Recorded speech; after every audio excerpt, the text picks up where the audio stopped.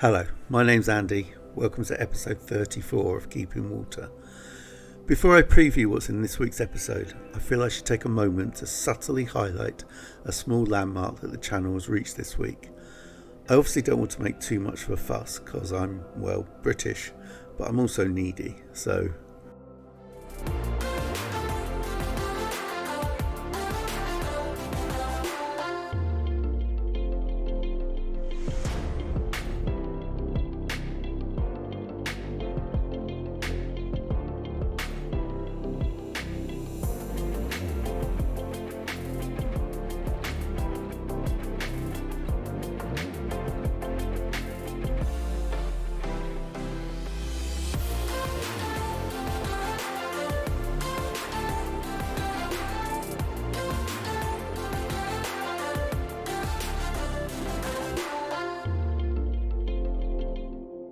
Once again, thanks to everyone who's subscribed. Whether you're one of the early adopters or you've only just taken the plunge, I'm really grateful.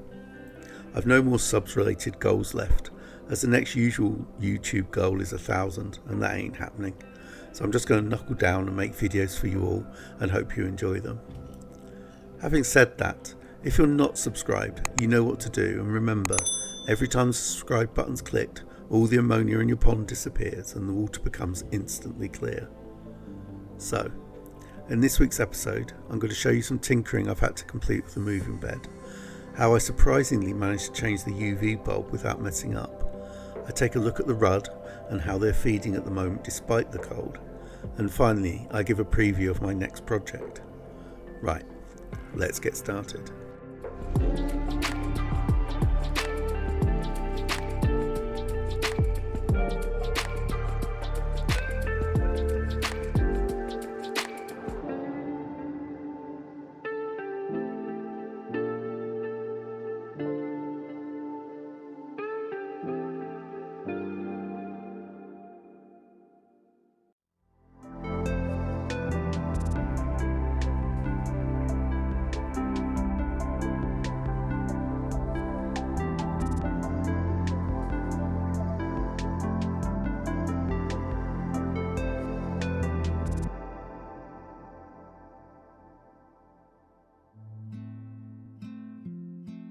The first bit of work I completed on the moving bed this week was to start to address the aeration.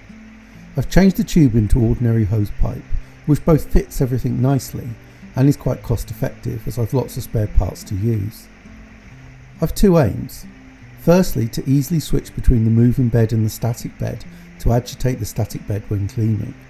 Secondly, to allow flexibility in how the air is provided to the moving bed to get the best movement of media. I've partly addressed the first, but would like to add a tapped Y piece to allow more simple usage rather than swapping the pipe over. For the second, I need to wait a little longer to allow the media to mature before working out the final setup. The next job I had to do was due to a problem. I woke one morning to find quite a lot of K+ floating on the top of the pond. After collecting it, my first thought was that it was sneaking out of the sides of the barrier in the moving bed, but on checking it didn't seem likely. As you can see here, there's media under the bottom tray, which wouldn't suggest it was escaping over or around the barrier. Instead, I found that it was escaping between the end of the bottom tray and the near side of the tub. As you may have seen in the previous episode, my impatience gets in the way of too much tweaking and testing. So rather than make small adjustments to the tray, test and then refine until I'd solved it, I came up with an idea I was fairly sure would fix it in one go. My plan therefore was to make a mesh insert for the complete bed, therefore preventing any gaps. I kept the barrier, made a hole for the inlet pipe and checked there were no gaps around it. And it works. No escaping media, no blocked outlets. My lack of sophisticated DIY skills means it's a little messy and ugly, but function wins every time in my mind, so I'm definitely calling it a win for now. The next job was to address the noisy outlet. Since increasing the size of the outlet pipework and therefore being able to increase the flow through the filter, the flow of water has been particularly loud. So the plan was to split the flow from the outlet, sending half to the existing drain pipe in the wall and half to a new outlet, which would output below water level. The challenges were to install the splitter in a pretty tight space without any leaks, and to make a hole through the mortar in the wall for a second outlet. It turns out that installing the splitter went well, and, I think, looks pretty neat for me, especially as I prioritise function, as I've said. Making the hole through the mortar was really difficult, but I got there, and the end result means I've still got increased flow, but with less noise. Additionally, I have some flow downwards towards one of the dead spots in the pond where detritus collects, so a definite win. I've also tidied up the filter shed, put the covers on the filters and even added a doormat. Once I've sorted the aeration, I'll tidy up the air lines and the electric cables, and then, for this year at least, it will be done. Obviously as long as nothing else goes wrong. I have a less than stellar record changing the bulb in my UV. It's not even that difficult, but I've managed to mess it up and let water in where it shouldn't be on more than one occasion. This is why I now take the unit out of the filter system and work on it on top of the multi-bay. To do this I have to drain the system, which is easy enough as it's at the highest point of the filtration. This was simple enough, and once I'd removed the large spider I could start the actual bulb change.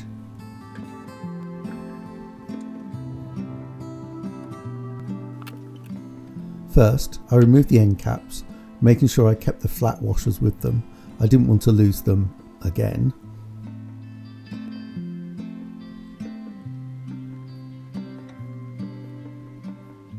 Next, I removed the bulb from the white sockets and could then remove the old bulb from the unit.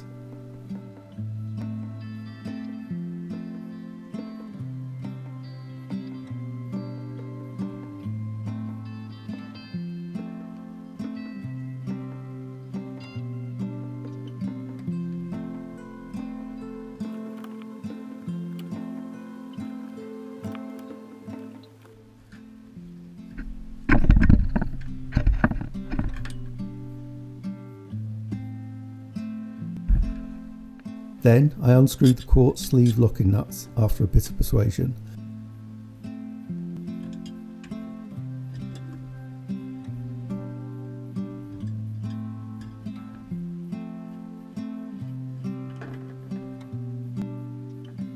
And removed the O-rings, carefully so as not to lose them again. Then took out the sleeve and gave it a clean, although to be fair it was pretty spotless.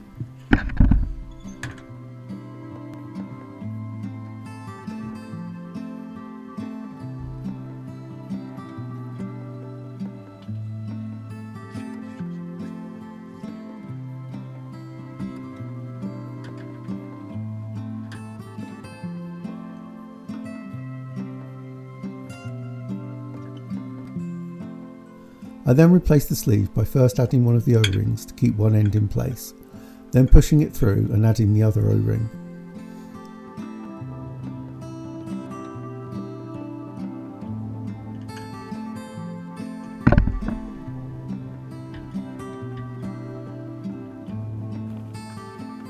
Next I screwed the locking nuts back, and that was the quartz sleeve back in place, and I could move on to installing the new bulb.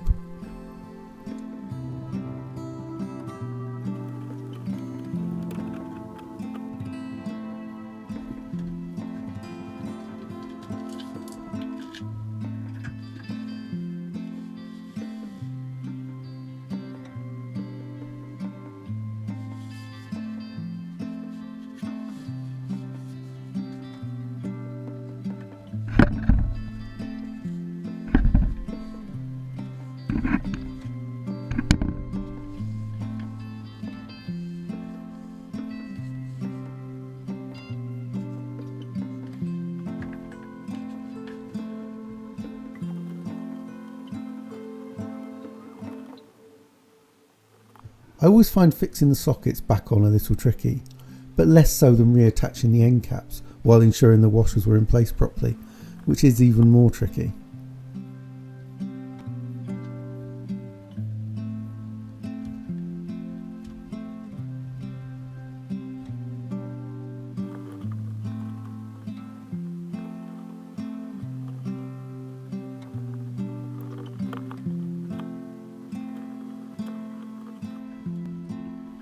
With all that done, I could put the unit back on the shed wall and reattach the pipework.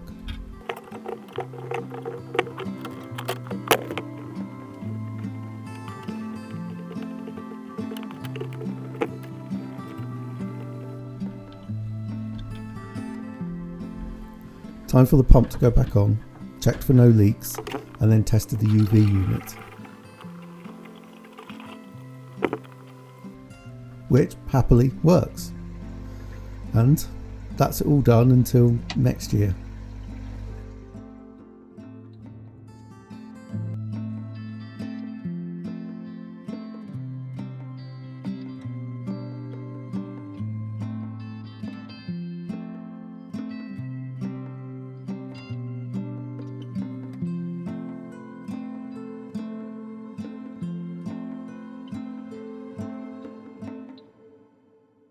This time of year is when the rudd, and not the carp, are keenest for food. They particularly like worms, garden or blood, and would eat daily. However, temps still aren't high enough for feeding too much, so I offer 3 or 4 cubes of bloodworms at most twice a week. So, on this occasion, I threw in 4 cubes of bloodworms and then waited to see what the rudd would do.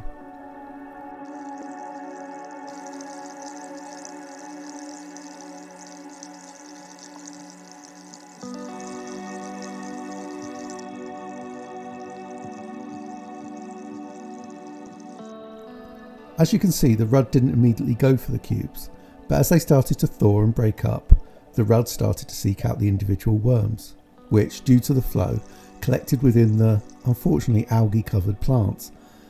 They would then feed, retreat, swim in their circuits as usual, and then return to find more worms.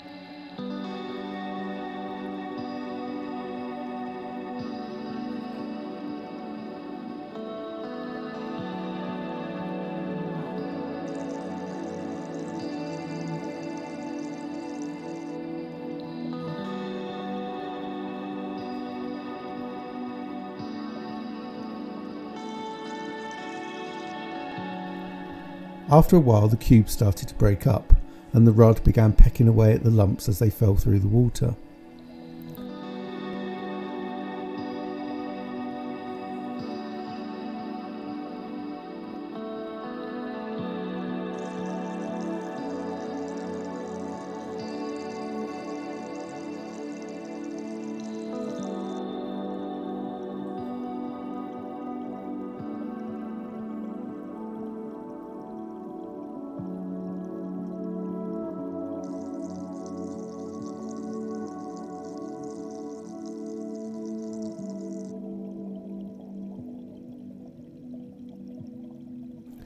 As you can see from the clip, the rudd aren't quite as intense and active in their feeding as they are in the summer, although they're still keener than any of the other fish.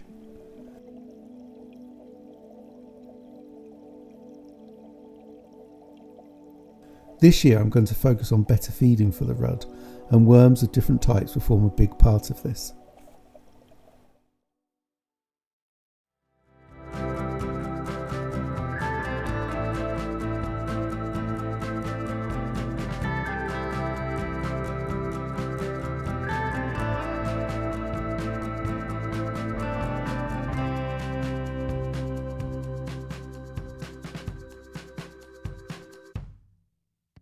The next project for 2021 was due to be in place by now, but a slow delivery has meant it's been pushed back. As you can see though, I do have some of the bits I need for it. The first is some more media grids, although I'm definitely not making another filter. However, I've bought more as they are both cheap and easily fashioned into a multitude of uses. The next item is some gravelly liner, However, I'm absolutely not making another pond, or extension to my current one, or stream, or anything like that. So, I'm probably, quite annoyingly, going to keep this project secret until I put it all together after receiving the final part, hopefully next week. I'd really welcome any guesses you might have about what it's all for, although I would be surprised if anyone can get it right. I will almost certainly be using cable ties again, if that helps. Thank you so much for watching this episode of Keeping Water, I really do appreciate it. In next week's episode, I will hopefully be showing you the previously mentioned project, and if so, I may also complete some other tasks around the pond, which I'll also video and show you. Please feel free to leave questions in the comments below and any other feedback you have. I'll do my best to reply during the week. Thanks again for watching, and I'll see you next time.